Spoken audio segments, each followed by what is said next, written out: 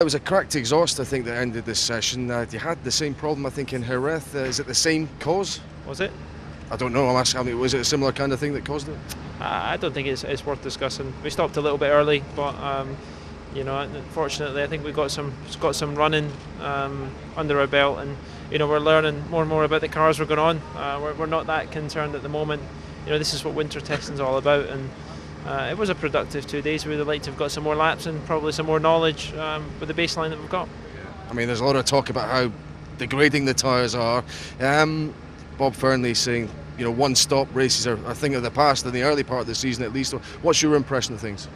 They certainly look like they're wearing out quite quick, but as people have said in the press, and I think the temperatures that we're running at the moment is essentially where we're not going to be racing them, and we should probably give them a bit more of a break. But it puts the strength of the car and makes you work a bit harder to see where they are going to degrade. And we are seeing some signs. We're trying to do a bit of a scan to see the different compounds, how they're reacting and how the car is moving forward.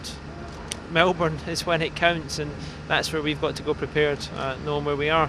We haven't run the Super Soft yet, and essentially that is the tyre that you're going to run probably in qualifying at Melbourne. So I think everybody's a bit in the unknown at the moment, and I think with the combination of trying to learn the car and the tyres is proving quite difficult at the moment. I mean, you said you wanted more progress during this testing period than you were maybe able to manage at the same point last season. Are you getting that? Is there impetus within the team?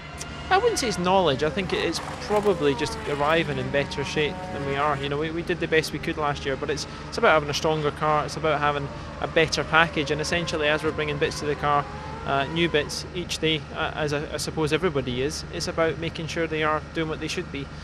We've highlighted a few things. Equally, a few things have overperformed. So we'll keep plugging away. There's still 6 days. This is the midway point of testing.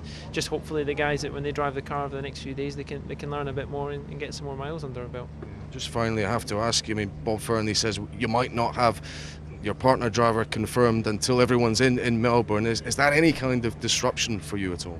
It's no disruption to me. I'm essentially going about my business as I would normally, working with the team. We're debriefing as much as we can. My team of guys are working hard. I'm moving forward. It's no different to me. Away from it, it's up to the board members, the key people in the team that make decisions who they want to partner me.